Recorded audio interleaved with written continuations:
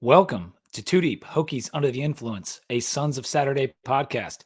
My name is Pete Berthod, and you guys know my co-host Rob. Hi, Robbie. How you doing, man? I'm doing well. It was awesome to see you this past weekend. It was. We actually got a chance to watch the game together. I was down in the Arlington, DC area for a friend's 40th birthday. Shout out my buddy Joe. It was a surprise party at Downtown Crown. Where else? Oh, sorry, not Downtown Crown. Dominion Wine and Beer. So, Yep. our old sponsor and our buddy Arash, who runs that place, put on a great party for our friend Joey, and it was a good time. But before that, we did get a chance to watch a game together, which doesn't happen too often. Yes, and it was glorious. That us being together. Let's put it Yeah, that way. no. And your friend came over who was a Marshall fan, which he was a really nice guy, and so at least Mhm. someone watching got to win. But That's that's right. And he I don't know if you noticed that he's got a very even kind of temperament, like not like he's not like loud or boisterous whatsoever. And so he was very reserved in the positive outcome, I think, which was I wouldn't have invited him over if I thought that it wasn't going to be the case because we had an idea that the outcome might not have been great. yeah, I don't think he clapped or really even cheered once. He would just be like, "All right, that was good." Like that was the most reaction you'd get out of him. So, Yep. yeah, not a bad person to watch the game with if you're watching with someone on the other side. Why don't you give us a cheers and we'll get going? Uh, cheers to seeing you. A cheers to I think there's a basketball schedule that just got released. I haven't looked Mhm. at it. I've been work has been a bit crazy, and you know what? Cheers to Wu Tang and Nas, who I went and saw at Capital One Arena last night, Oh, and nice. it was. I'd seen Nas before with the National Symphony Orchestra at Wolf Trap a couple last year, maybe a couple of years ago, and so I'd seen that before. Obviously, I had not seen Wu Tang before. Method Man, Method, showed That up and that's so awesome, dude. it was awesome. So, in the bad, I'm going to take some of the good, and I had a blast. So, how about cheers to some old school rap, which I know you're a fan of as well. Absolutely. Cheers. No, that sounds like a dynamite concert. And if you are watching on YouTube, you'll notice that I was just drinking a glass of water because it is 2 o'clock in the afternoon on a Wednesday. I'm leaving for Vermont bright and early tomorrow, and Rob's got stuff going on, so we decided to do this during the day. So we won't get a beer break in today, but the next time we record together, it'll probably be a pumpkin beer episode for me personally. I'll probably be having some pumpkin beers on the show, so look forward to that. Yes, VT lost to Marshall 24-17. We're going to get to all the notes in a second here. Let's start with the AP poll. Florida State beat Clemson, and we had Mhm. that game on too in your basement. And Clemson got out to a hot start, and it looked like they might take the day for a while there. Yeah, Florida State climbed its way back in it and ended up being a fantastic game, 24-24 before it went into overtime. State, we watched kind of out of our side eye, or I guess our game had wrapped up, so we watched the end of it. They scored a touchdown and then held Clemson with a solid defensive performance. Yeah, that wide receiver, Keon Coleman, is so good for Florida State, dude. Wild. And it's funny because if you look at the poll here, you'll see Florida State's at number 5, which means they actually moved down a spot after getting a win over Clemson because Ohio State moved up after beating Notre Dame, which was a huge win in its own right. We got UNC at 15, Duke at 17, Miami at 18, and Louisville is just outside at 28th if you go to the receiving votes. Colorado, uh, they finally came back down to earth. I talked a little bit about that on Monday. They've dropped out of the rankings. UCLA dropped out after a dismal showing on offense at Utah, and Iowa dropped out. And you want to talk about dismal showing on offense? Wow. that was horrible. I think they had like 75 yards or something total. So Mm, yeah. 31 nothing blanking against Penn State drops Iowa out of the rankings and might be hard for them to get back in. Mizzou, Kansas, and Fresno hop into the rankings. You can see them there if you're watching on YouTube. 23, 24, and 25 for those teams, respectively. Oregon State and Ole Miss dropped 5 spots each, and they both played other ranked opponents. Oregon State damn near came back and beat Washington State. And Ole Miss, this could be the first loss of a couple because I think they got another hard game Mhm. coming up this weekend. Yeah, it could be they could chalk up a few and be out of the rankings, here pretty quickly, but, and not too much change on the, ACC teams, in the No, sense not of, really. like, yeah, who's in, who's out, so but with that Duke staying where it is, we get, some fun this upcoming weekend. Yeah, that's right. Notre Dame is going to Duke this weekend, 7:30 p.m. on ABC. Notre Dame's number 11, Duke is number 17. It's going to be an interesting game. And like, that's another team. And I talked about this a couple weeks back. Like, Notre Dame has at Duke, at Louisville, USC. Like, Mhm, that not is fun. really tough, man. Yeah, that, independent schedule is, coming back to bite them. Sometimes it can get after you. Yeah. And the game I was referring to with Ole Miss, they're playing LSU this weekend. It is on the Grove. Is that what they call Ole Miss? Yeah, Something like yes. that. Yeah, it's not in Death Valley. Ole Miss is at home, but that's going to be a tough one. Let's get to the depth chart injury update. Not too much on the depth chart. Jaden McDonald is now the backup at Will, and Will Johnson got bumped off. Yep. So no Will for Will, but but we got Jaden McDonald in there, and I think Pry was just trying to throw anyone in there to see what they can do at the linebacker position because it just didn't look so good. I mean, we saw George Balance get in there. Yeah, I think, yeah, they would have thrown a carcass on the field, if they could have, the way that, that game went. Because at I least think, they stay still and you might trip over them rather than yeah, going the that wrong probably, direction. yeah, at least he wouldn't have got faked out by the running back, as many times as, our boy Will did. A horrible performance by him in this game. by I by guess, all of them. It yeah, wasn't just not just just him. him, but And he he's had. If he's you a read French's young write up, player. it was particularly scathing of, Yeah. just the reads. But, we'll get into our linebacking core soon enough.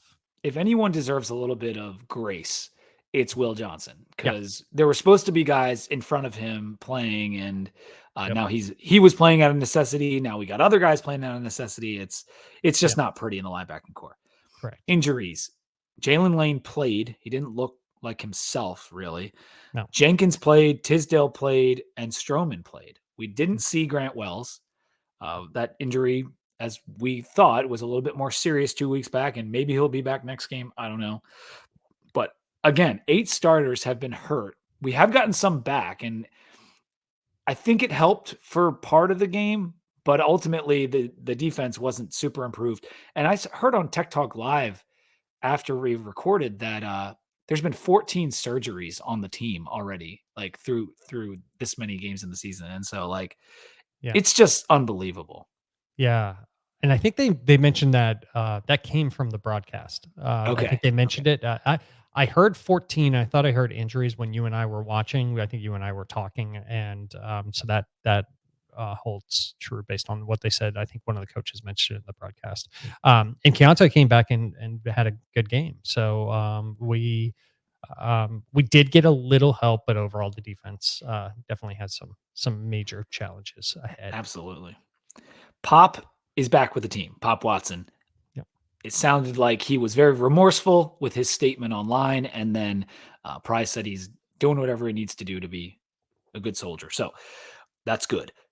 College Football Monday, every Monday at 9 a.m. I had my buddy Greg on, who is a big Ohio State fan, talked about their big win. He he said he didn't know Lou Holtz was still alive so, Oh, when they were yes. getting into the Ryan Yeah. Day stuff, which kind of just made me Oh, crack up. goodness. And my Um, wife, I didn't watch that game. My wife brought me in to make me watch that the next morning. it was pretty The funny, it the was Ryan kinda, Day commentary. yeah. But yeah, the show went well. Make sure to check it out. It's on the feed. Pick'em leaders. We have three guys that are, or ladies, at 26 and 14. We got the bottom dwellers, who are not at the bottom. They are at the top. Yep. Hokie Hustler and TK and James. Those are our three guys in first place. 26 and 14 is the record there. Good job. Let's get to the game recap. Chiron Drones got us on the board right away. It was really fun to watch. 31-yard rush. The offense scored in the first quarter for the first time this year. We had a 10-7 lead before Marshall really took over. The offense just kind of went lifeless on us. And it lasted just about 2 full quarters. Marshall got up 24-10, but Drones was able to run in another touchdown on a scramble to cut it to 7 late in the game. And we did have a chance at the end before a false start and an incomplete pass to Lane that ended the ball game on a 4th and 6. Marshall wins 24-17. But as always, let's go to the calls for a full recap. Hey, that first drive, that two-back formation looked real good. Glad we never used it again. Tebow's got to go. Pete, I know you said to not leave long messages, but this could be a long one, man. Oh my God, dude. We have to get rid of Brett Rye. I love the guy. He gets it, but he just doesn't get it, dude. All right, Tootie, you can mark this game as the weekend I'm officially out on Bowen. I am not a football aficionado by any stretch, but I've rewatched the game, and I officially want to get drunk. You passed it 21 times and run it 9 times, and you told us that Jones is the better runner and not as good of a passer. I can't even understand that logic. That was just painful to watch. Our offensive play calling was atrocious today. It reminded me of the scene from Idiocracy, the Luke Wilson movie, where he's watching the guy trying to put a block through a circle hole. That's just what it looks like. Good. I mean, this is, fuck me, man. I've been a fan of this team since I could walk, and I just don't know what to say, man. I'd call our offensive line a revolving door, but I think that'd be disrespectful to revolving doors. We have to stop the run. No, hold on. I'm calling back because I'm driving home from Marshall, and I'm actually 20 called pass plays to 10 called running plays, or less, 10 or less, with a running quarterback who you say is not an accomplished passer. I'm actually upset. We are the laughingstock of college football. This is so ridiculous, man. Hey, this is Craig. Can we just, forfeit the rest of the season? I don't know. Figure out Mike, get healthy. I still think Kyron's probably the quarterback I have to go to just because I feel like that's more of the offense you want to run. Joe Rogers is right. Fire with Babcock. People on the X app need to spend way too much time on the X app. Maybe they need to spend some time on the XXX app. God damn it. Oh, it's not good. It's not good, boys. But, brain set. That. We need a fucking family meeting. Go fucking Hokies. Now I'm going to get into the bourbon. Peace. Hey,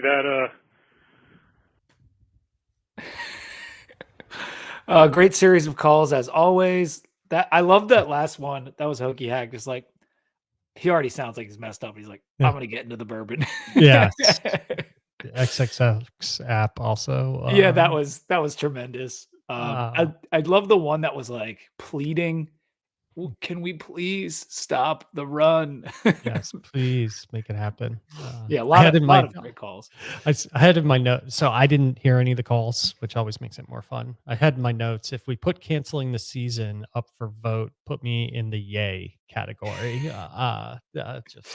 There's a lot of people that want to redshirt the entire team, cancel the season, whatever, because it really is ugly. And I said before, going to Marshall and losing by a touchdown, to me, isn't as shameful from the outside looking in as a 19-point loss at Rutgers. I mean, Marshall has at least been a good football team for a couple decades.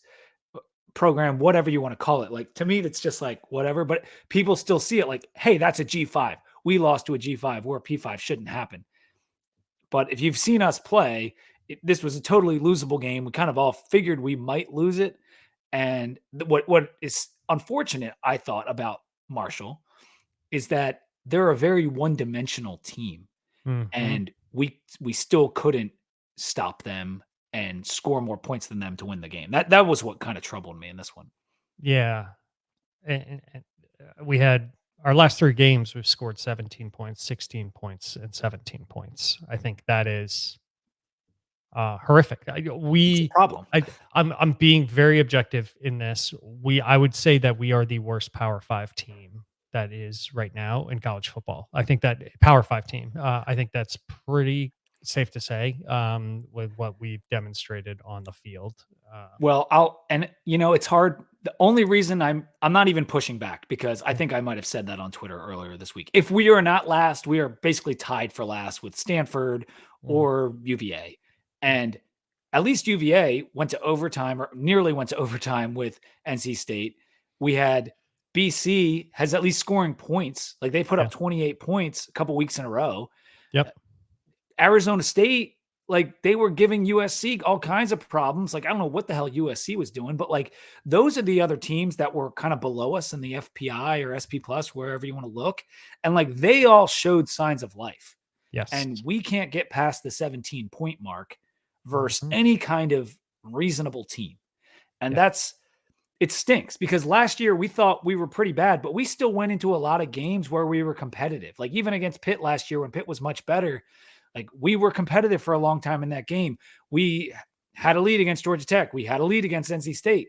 It's hard to envision that right now for this team. Like, this team doesn't seem nearly as competent as even last year, which was a bad team.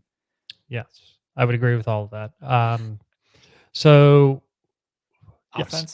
Yes, offense. I got a bunch of notes on just the high level stuff, but everybody already knows it. 2 for 13 on third down. Is that good? No. Probably not. Probably the stat that troubles me the most. Kyron Jones, 19 for 35, 159 yards. And somehow we were really only in the game because of his running ability. And so you can hate on him, but if he's not running the way he does, there was a lot of key plays that he made in this game with his feet, that if we didn't have, this could have been even worse. So as you can hate on maybe the passing and how much we threw it, all those sorts of things. I feel bad saying this, but Tootin transferred to the wrong school, unfortunately, because and the offensive line and Ron Crook should be making payments to him, like, in terms of taking money out of their NIL and giving it to him, because it's troublesome. You can see that he's good. The running ability, the offensive line. We all talked about it before the season started, that it was going to be a danger zone for us. It is horrific. It is so bad. There are people just like going untouched, just completely blowing straight through the offensive line. They're missing blocks. They're missing schemes. Their footwork, based on what French is saying, is terrible. The whole thing is really troublesome. It is. And whether it's 3 offensive line coaches in 3 years, whether it's youth, I don't know. But like this, it's an absolutely despicable offensive line. Like, it is so ugly. Marshall had 4 sacks and 11 hurries in the game. I know Porter is a game wrecker. He absolutely is. And he wrecked us. I mean, on the one play, he basically pulled Clements to the ground and then took out the quarterback. That might have been an illegal play, but like, the dude was bitch slapping us all over the place. Like, it was Bob Schick standing there blocking nobody. We got, I really don't like to call out the guys' names, because they're just really kids, and they're trying to play hard, and they're not in a good situation, but it is so bad. It's so bad. And I don't know how it's going to get better, but the fact that we had all those hurries and all those sacks on us was all the more reason we should have been rushing the ball more. I think. Like, I know you say, oh, their D line's getting to the quarterback, they're going to get to the rush. Well, early in the game, we were running for like 20 yards a carry. I mean, Tootin was doing amazing early in the game. And I know he started to get stuffed, but 9 carries for Bayshal Tootin, when, like you said, at Wisconsin, West Virginia, Kentucky, he would be all conference. Like, this kid is that freaking good. Give him more than 9 carries. If you look at Drones' carries, he had 15 recorded runs, 4 were sacks.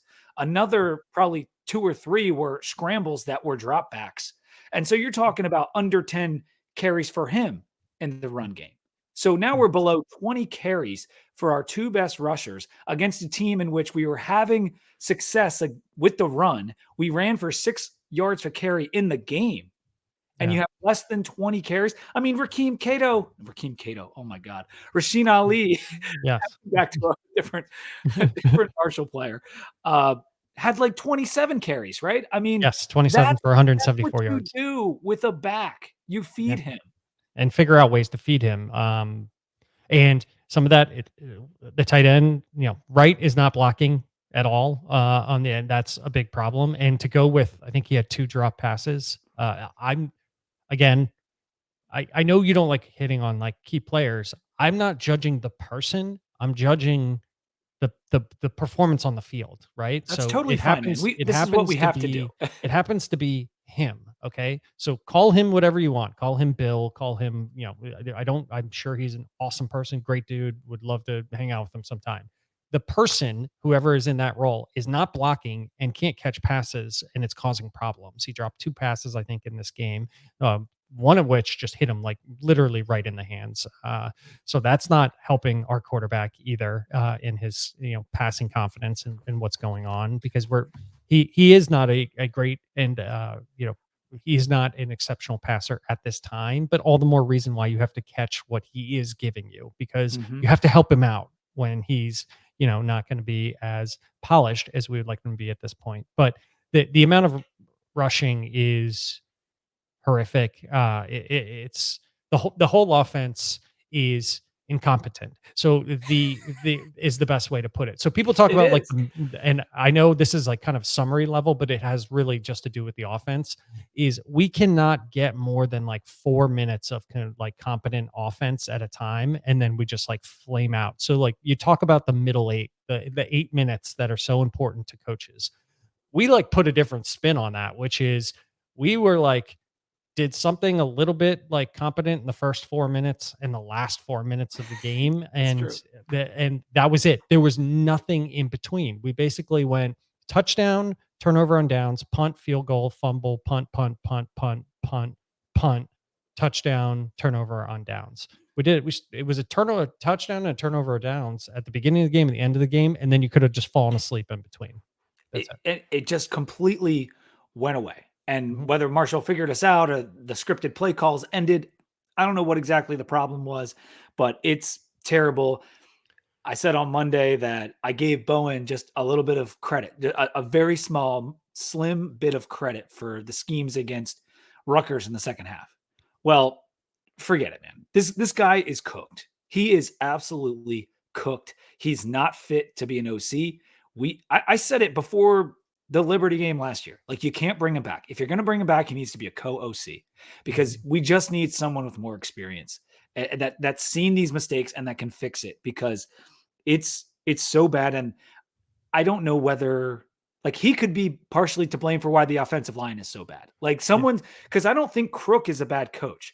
And Yeah. so, and I don't think every single one of those players is a bad player. No. So, like, what's the problem here? Well, I have a clue, because we had a bad offensive line last year. We had a bad offensive line this year. And the one common denominator is our OC, who is Tyler Bowen. So, Yeah. like, I'm ready to try something else. And if we have like a 2-win season or 3-win season, you got to do something about offensive coordinator. You just have to. You might have to do something about both the coordinators. We'll talk about the defense in a second here.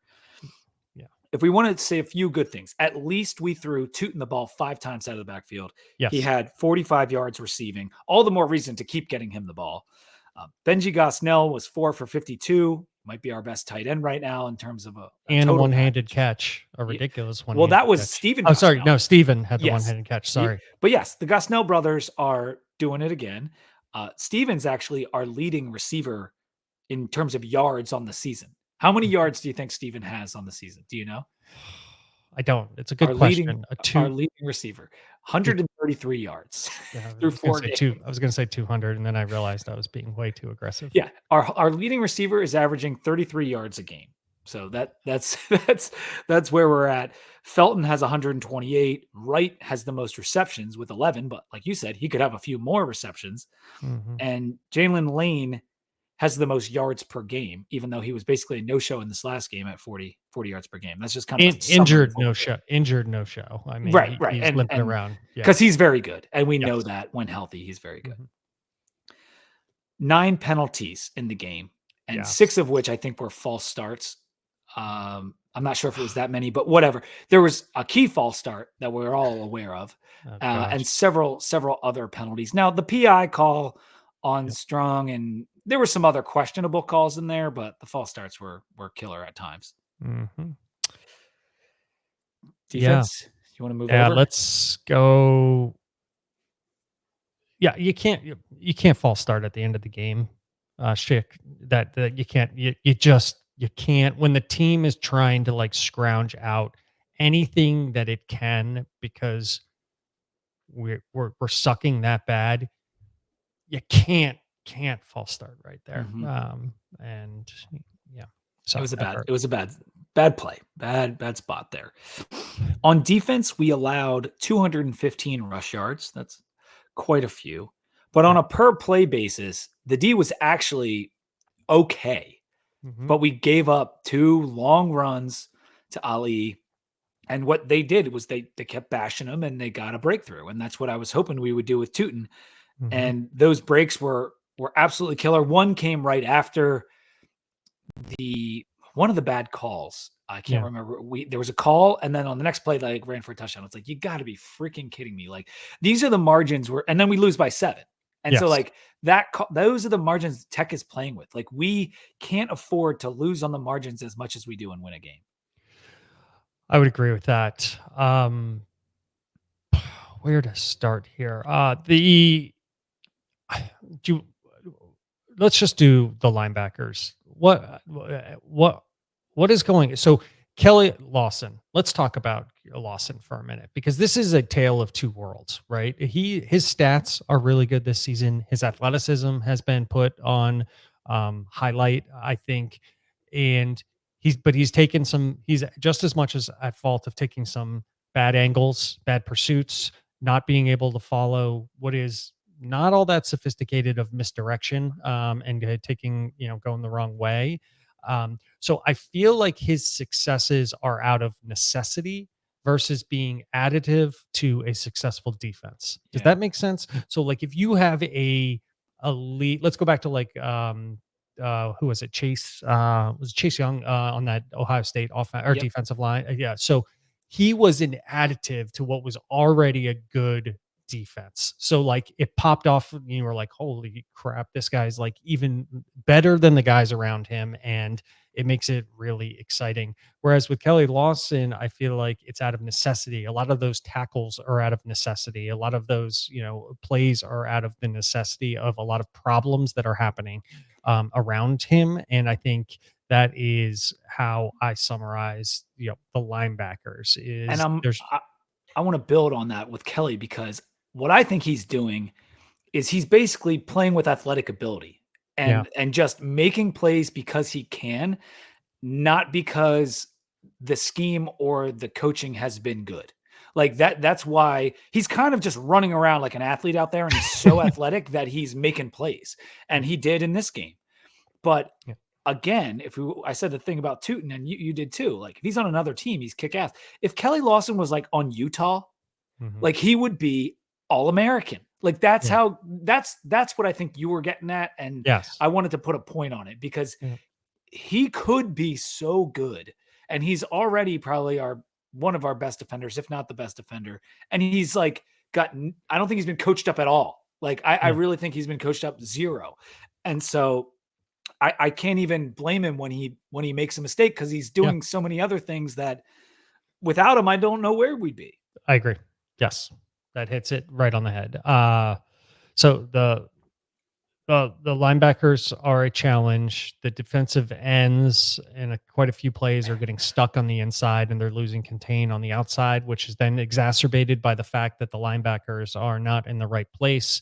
So that's compounding it, and they're using the run against us. That's it. That's the key that's all you gotta do. If you got a good to decent to good, very good running back, you will have success against our defense is basically the name of the game, and people are going with it. And they're mixing it if you remember during this game, so Ali was getting stuffed in the up the middle. They were running like inside zone and stuff like that.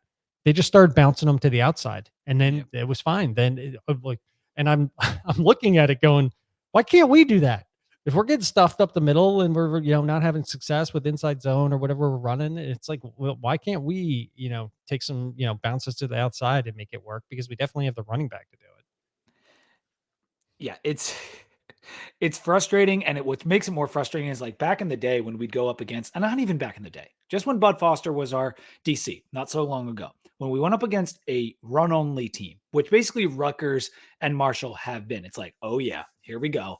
Bud's just going to tee off. He's going to focus on the run, tee off on the QB. We're going to win this game, no problem, because they're only going to score like 10 points. Yep. And now we're playing these one-dimensional teams, and they just do the only thing they can do well, and they do it well all over Yeah. us. Yeah. And it's so annoying. I would say Payne played well. That's the best we've seen him play. He actually made a couple of Yep. plays. Yep. 2 sacks in the game for the defense, 6 TFL. We got to the quarterback a little bit, but just not enough. And Yep. they just ran the football and did it. I mean, it's the same thing of what we've seen. On special teams, Holloway had a 22-yard punt return, and then I think a punt return that got called back for a block. But not a whole lot to talk about on special teams. I think Marshall did miss a field goal in the game. Yep. But we didn't really matter. Yep. Takeaways, and then we'll get to Pitt here. On Monday, I said our coaches are failing these kids to a degree, because I just feel like our players aren't bad enough to all look this bad, because we tend to look lost at linebacker and on the offensive line. And if I'm playing good cop today to my bad cop on Monday, it would be that we've had those 14 surgeries. We've had all those starters out. We've got a lot of youth on this roster. And with this roster, that's what you're going to get when you have those things. It's so, and some people have taken that attitude. Like there are friends of mine that are just like, you know what, man, like, what did you expect? The roster's in the tank. Like, it's going to be a bad year. And it's hard when you watch the team as closely as we do to just be like, yeah, you're right. Okay, they stink. Let's deal with that. But like, I just feel like there's more there, and that if you don't want to see the team get worse from year one, and I feel like that's where we are. That's what stinks about it. So I want to hit 2 things that are kind of takeaway. One, French said something in his write-up. If you haven't read it, go read it. That I thought it was really insightful. He said there are Fuente era recruits that still at 14 of the 22 positions. And that is troubling, meaning that we need to overhaul it that's been the whole thought process. Need to overhaul it, but they're still starting at 14 of the 20. So the younger guys have not overtaken the more senior guys. Or to your point, I don't know how he accounted for injuries in that. So that could be somebody may have overtaken, but then now they're injured, and now somebody from Puente is back in there. That was interesting to me. That the second is, if you were, and I haven't watched the Duke game this year, Duke's game with Micah Elko, right? If you were to go schoolyard pick 'em, right? You take one person, I take one person, you take one person, and you lined up all of the Virginia Tech and the Duke players, right now, in terms of who you would take to fill out a 22-person starting team. How many of those do you think you would take from Duke versus Virginia Tech in terms of playing ability, athleticism, coachability, who you would actually put up there? You're talking about like the 22, both sides of the ball? Yeah, both sides of the ball. And because I think you would take a lot more Virginia Tech players than you would imagine on a team that is vastly performing in comparison to what Duke is doing right now. Yeah, and I don't necessarily think you're wrong. And I perhaps like a better way to put that is, if you start spring ball, like you've got a whole off season, same player, and you're drafting the defense. Like Kelly Lawson might go first overall, but he's not playing the best of anyone out there. Yeah. And that would Mansour Delane. I mean, Dorian Strong. Like a lot of these guys have top-notch ACC ability, and it's just a mess up. Derek Canteen's a good player. Like he was a good player before he got to Tech, and he's an okay player here, but it's just, that's an interesting point, and I don't know. It's impossible to say. Yes, but it's a good point. My point is that if you are going to take, ultimately, my point of that comparison is, if you were going to do that, and you were going to take that many Virginia Tech players, and Mike Elko was going to select that many Virginia Tech players to come in and play for him, then you have a coaching problem. Ultimately, you don't have a player problem.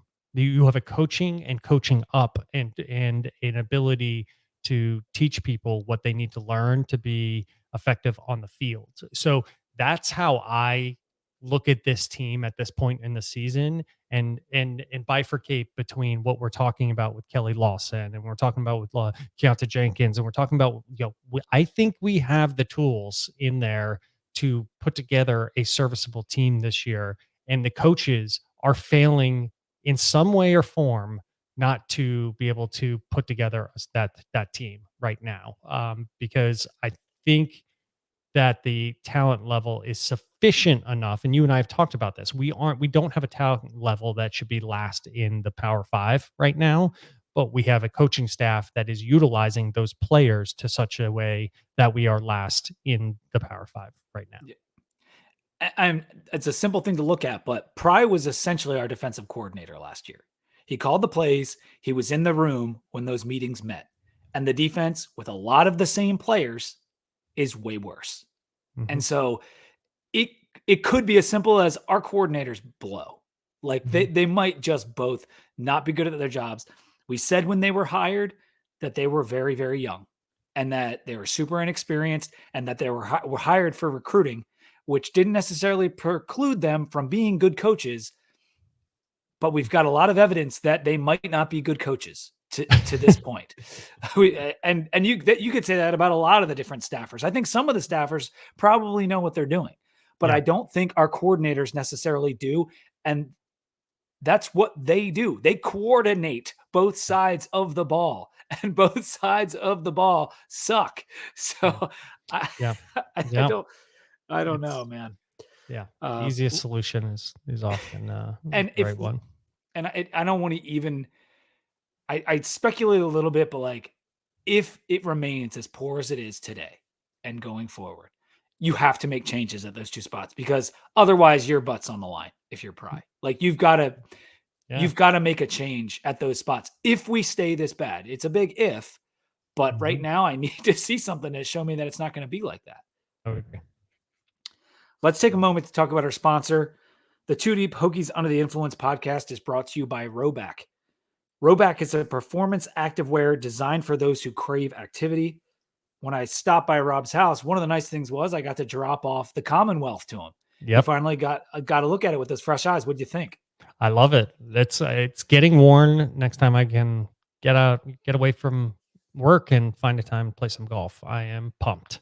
Yeah. The fabric is so soft and stretchy. They're great shirts, but they are offering our listeners 20% off their first order using code 2DEEPVT.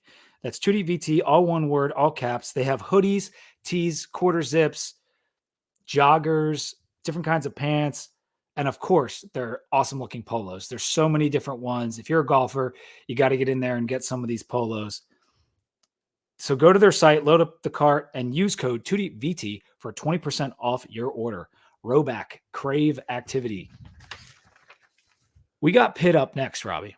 Yep. And it's not a hate week like UVA is, but both you and I hate Pitt. Like, we have always hated Pitt. When we were in school, we were still in the Big East, and we played Pitt every year, and we suffered some really nasty last-second losses and whatnot. Mhm. And I just hate them.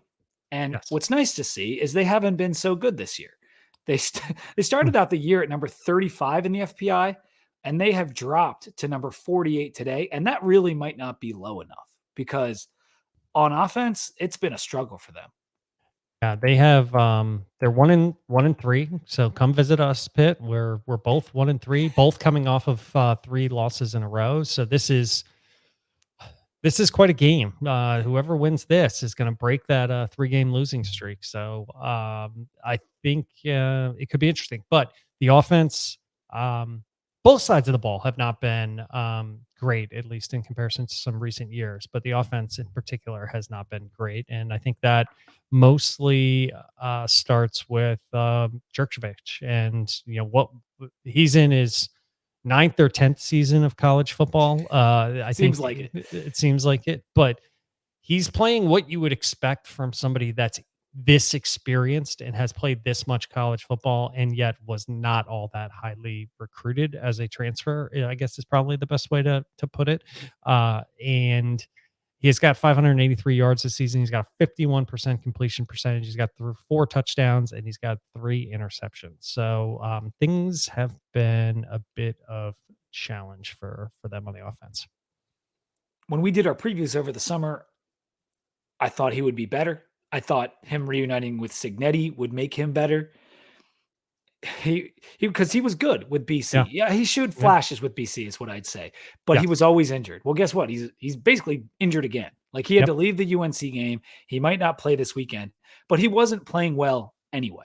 And so I don't know if Jerk would have even started regardless. But their only win this year is Wofford. And so we actually have more FBS wins than they do. So put that feather in our cap. Their losses were to Cincinnati, West Virginia, and UNC. So better losses than we have. They played some decent teams, but they only scored 6 points against West Virginia. That's not a very good West Virginia football team. They lost to UNC by 17. Cincinnati hasn't proven to not be a very good team this year. So I don't know. This Pitt team isn't good. The problem is neither are we. After I posted the Monday show, I had said in there, like in passing, like none of the teams we've lost to are good teams. And I got some comments from Marshall fans like, what do you mean not good? Why is Marshall not good? I'm like, well, it depends on your definition of good, but like you're 3-0, you beat Albany by 4. You beat ECU, but you were losing the fourth quarter, and you beat us, who is a complete dumpster fire. So congratulations, you're 3-0. You've played like the 122nd toughest schedule in America. This is again another not good team. Like Pitt is not good. It doesn't mean we're good. Don't say, hey, we're not good. I know we're not good. This team stinks. And it's not good versus not good. Right. Yes. Like it's ugly as crap. 1-3 on the ACC network at 8 p.m. Like what a showdown.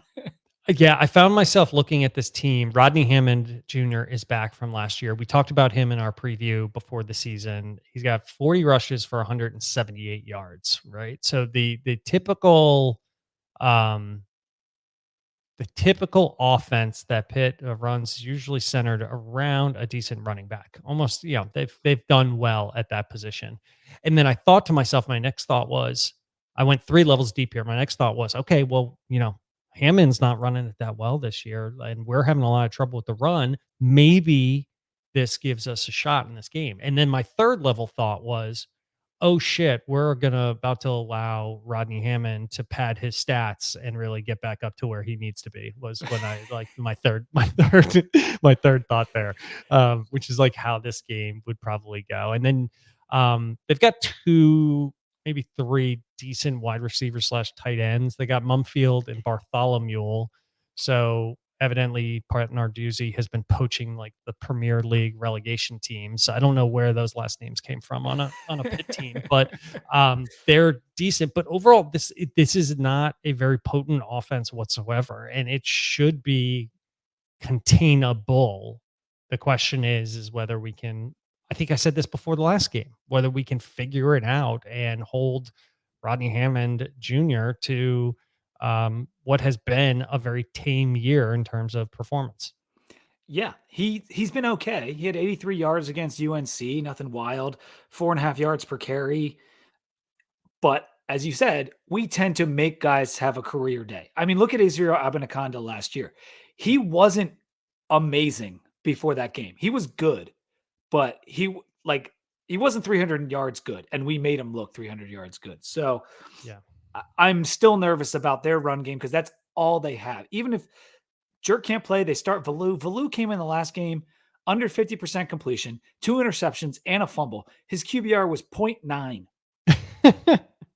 0.9. So Valu isn't the answer either for these guys. Like whoever they put back there, QB, yeah, they can dump it off to Bartholomew, and he's actually getting 24 yards a catch. I don't know how that's possible for a tight end, but that is their weapon, is Bartholomew. So please mark him.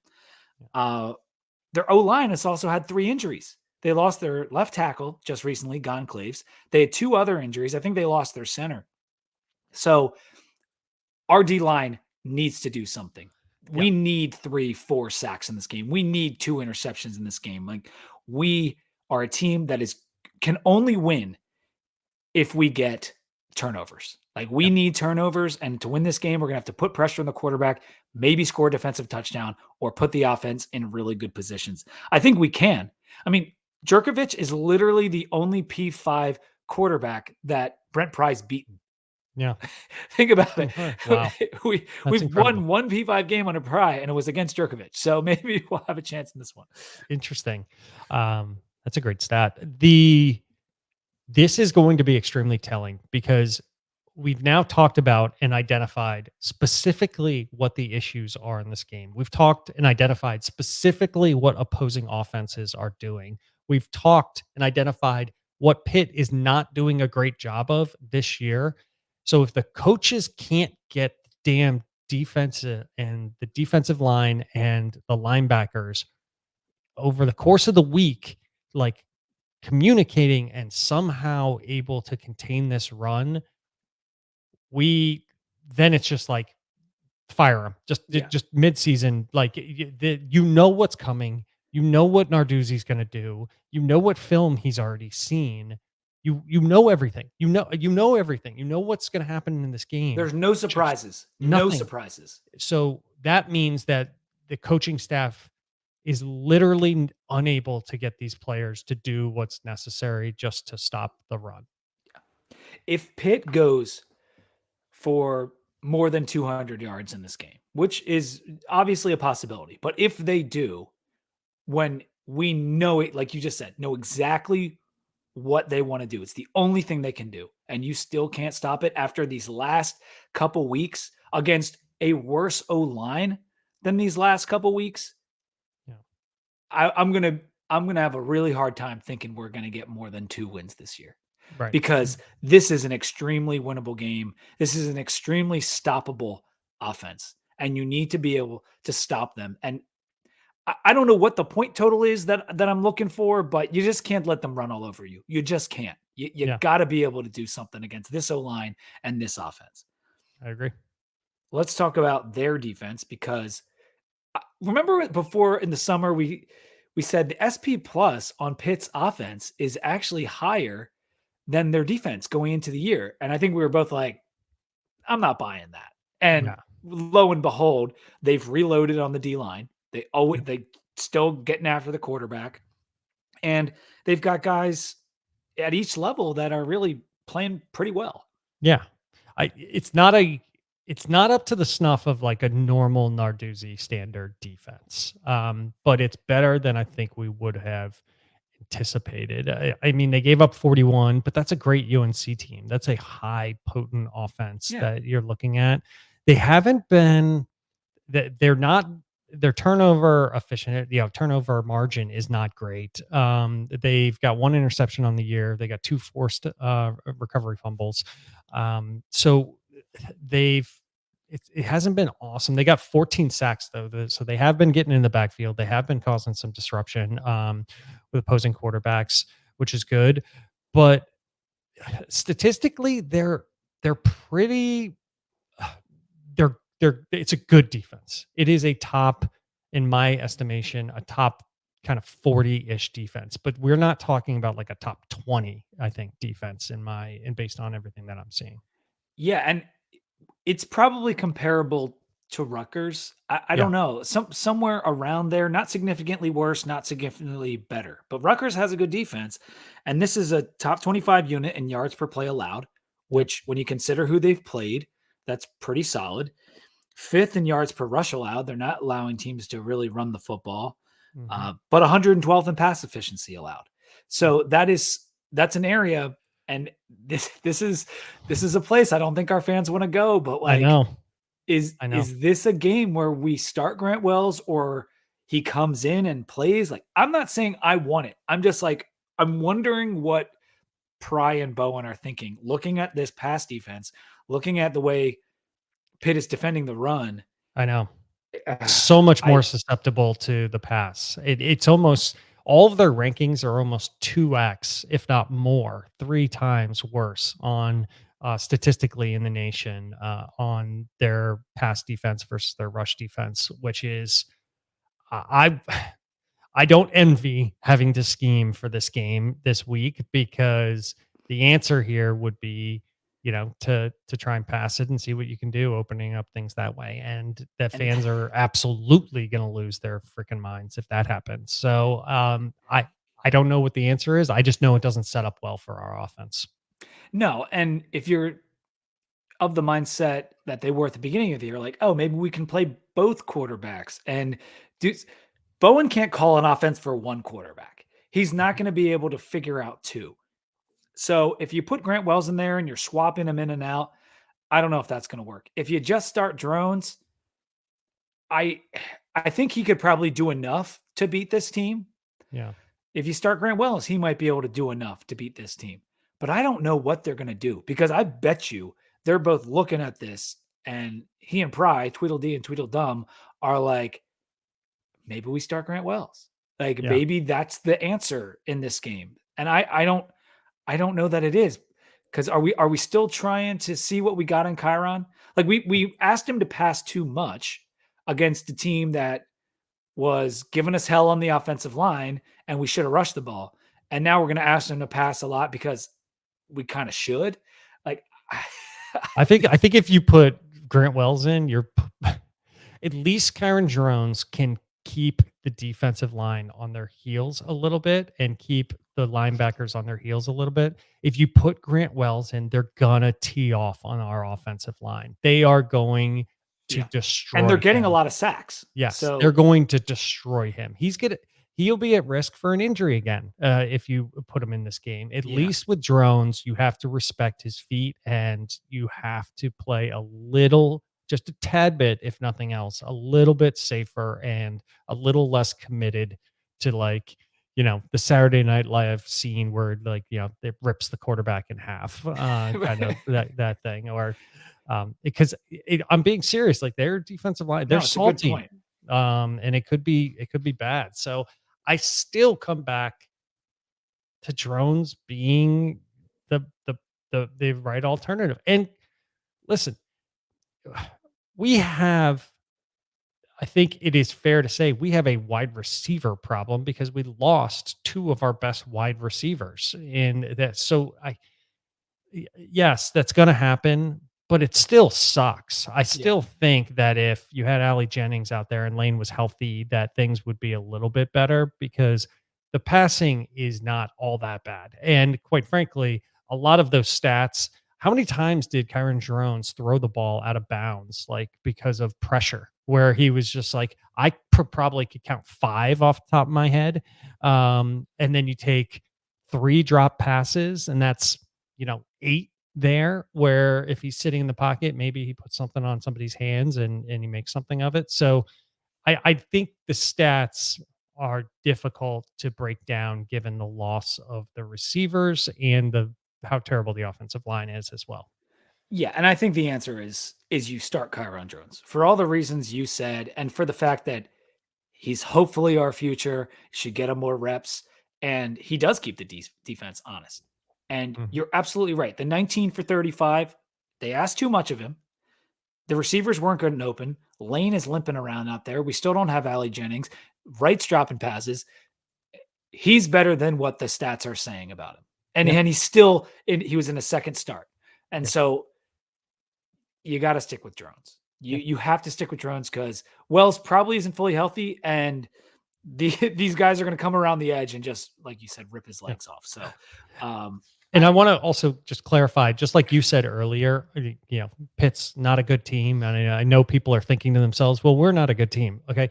I'm not saying that Drones is the answer for us to have an awesome quarterback solution right now. What I'm saying is we don't have anything that would create a very good quarterback situation right No. now. All we can do is try and make the decision that gives us a chance at winning a game. That's all I'm saying of the alternatives. So we can't create some fictitious like solution out of thin air and compare it against that. We can only go with what the alternatives are. And I think that's the sticking where we're at, I think is still the better alternative. And even with Wells being the better passer, like what is the margin between him and Drones? Like is it as wide as the difference between what Drones does to the defense versus what Wells does to the defense in terms of keeping them honest? No, I don't think it is as like I don't think the value add in terms of what Wells gives you throwing, because he still misses passes, Yeah. is better, and he throws interceptions. And Yeah. so like I'd rather just play Drones, and I think I, most of the fans would. if the commentary coming out of all of these games was, damn, we have all these great wide receivers out there and nobody can hit them and they're wide open and how you can miss that pass, then I get it. Then you're like sitting there going, man, we got to figure out a QB that can throw the ball really well and accurately and hit the spots that they need to. That's none of the commentary. That's No. not what we're talking about. We're talking about an ineffective offensive line. We're talking about the inability to run the ball, and we're talking about QBs that are scrambling for their lives to the extent of which one of them already got injured this year. So that's not what we've been talking. And to drop passes. So Right. that solution is not what we're solving the wrong problem. We're going after the wrong issue with this team. Overall, it's a tough matchup. This does seem like the worst Pitt team in a while, because literally in the past 4 years, they've been number 1 or 2 in the country in sacks per game. And now they're down at like 12. But like overall, this is just not nearly as good of a Pitt team as the Kenny Pickett teams or even last year's team. Jerkovich has been terrible. I think we're going to be able to slow whatever air attack this team wants to do is going to be not very effective. And so it's just going to come down to the fact of, can we stop the run? Their pass D's been atrocious. Kyron can probably do enough through the air to take advantage of that. And with it being a hard team to run on, having a running quarterback probably is the best case scenario for something like that. Yeah. Yes. I think if we can continue to improve on the read option a little bit, that I think that would be good. I haven't diagnosed it enough to know whether we're making the right decisions. And sometimes, like we've seen before, French will call people out on this. Sometimes it's not an option at all. It's already decided what's going to happen. It's made to look like, there's an option, but there really isn't. But I do think I'll be blown away if Kyron Drones, if he starts, doesn't come away with at least 50 yards in this game on the ground. I think he still will be able to do it. Probably more like 70. Probably. We just need to find a way to manufacture some points. Yeah. Because you're not going to need an amazing amount of points to win this game. Like, can we get to 20? Because 20 might be enough. And like we've been hitting our head against the 17 wall. Can we get to 20? Can we get to 23? Can we get to 25? Because I think we could win the game if we do. Pitt is a 2.5 point favorite right now. The over under is 39.5. And so that's a 19 to 20 game right there. I feel like I did before we played Rutgers. Like I feel like, we're going to be able to slow this team down. And then they scored 36. I hope that doesn't happen this time, because we've seen that. Hopefully we've learned from that. Hopefully we've learned from what we did against Marshall, because this is the same crap. There's not much of a QB threat. Go out there and stop the freaking run, and you'll probably win the game. Yeah. And if you get another 1st and goal at the 5, score a fucking touchdown. This is getting absolutely. We had to kick another field goal, like that's not even the red zone. That is as 1st and 5, and we need to figure out how to just punch in. And like you said, take the scoring opportunities when we get them and not have to settle for field goals in those when we're that deep into the opponent's and it's not really about not going for it on 4th, because when you're put in that position, you need to take the 3, because but I know what you're saying. You need to score on 1st, 2nd, or 3rd down. Yeah, this is about the first 3 downs, not the decision on the 4th. Because the decision on the 4th, the way that this game ended up playing out, was probably the right one, because we had a chance to win at the end. Yeah. All right, before we get to our picks, the 2D Hokies Under the Influence podcast is brought to you by Prize Picks. Prize Picks is the only daily fantasy app that allows you to make plays with our very own Hokies players. So maybe Jalen Lane's out there and you think he's going to put up 5 catches. Put your money where your mouth is. Tootin's yards, our quarterbacks touchdowns and yards. You can make plays on MLB. My Phillies just made the playoffs last night. That was exciting. Congrats. NFL's back. Lots of opportunities to get money in your pocket. So download the Prize Picks app today. Use code Memory Lane. That's Memory Lane, all one word, for a deposit match up to $100. Prize Picks, daily fantasy made easy. Got 5 good games here. Georgia going to Auburn. Rivalry game. 16.5. Auburn is the underdog at home. I'm going Georgia. I'm going with Hugh Freeze. Big game, Hugh. Ooh, Let's see if he big game, can Hugh. cover. I'm not expecting him to win, but I'm expecting No. them to keep it within 16.5 there. Kansas at Texas. Texas 17.5 point favorites at home. Kansas is 4-0. I think I'm going like all favorites this week, which is kind of actually no, not all favorites, but I'm going with Texas. I'm in going this with game. Texas as well. I think Kansas has played well to this point, Yep. but Texas is just that good. And I think they're focused a couple weeks now after Bama. Buzzsaw moment. Yeah. Notre Dame at Duke. Duke, 5.5 point favorites at home. Notre Dame coming down off a really tough situation. So I'm going to take Duke plus 5.5. Yeah, that's what I've got as well. That game was crazy at the end, but I will go with Duke in this one. How likely do you think a Duke victory is? Because I kind of think it's likely.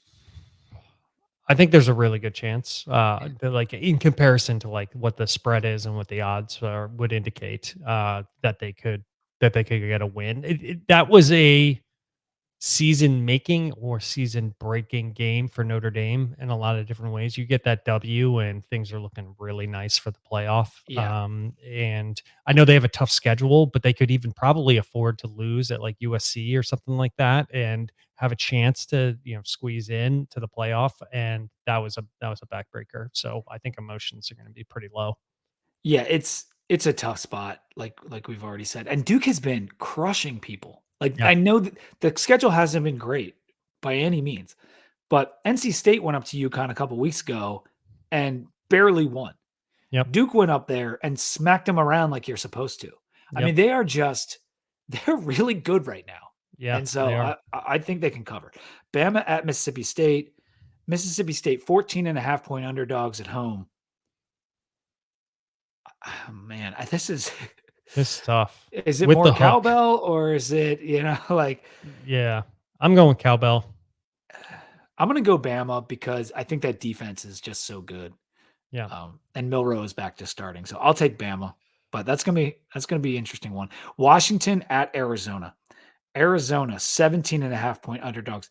I hate picking Arizona or Arizona State football games. I am so bad at it. I don't have a read on these teams ever. Washington has been whooping everyone. Mhm. So why is this line 17.5? I don't know, but I do wonder whether Arizona fans think the same thing about Virginia and Virginia Tech that I feel like about Arizona and Arizona State, because I never know what the hell's going on with either of those teams in any given year. So in that case, I'm going with Washington. It's last weekend we saw Arizona State overachieve. Can Arizona do the same thing? The line would indicate that I should take Arizona. And so I'm just going to do it. All right. I'm going to go with Arizona, and I'm probably going to regret it. All right, that's underdogs versus favorites is what we got on the board yeah, today. a lot of opposite for us this week. Yeah.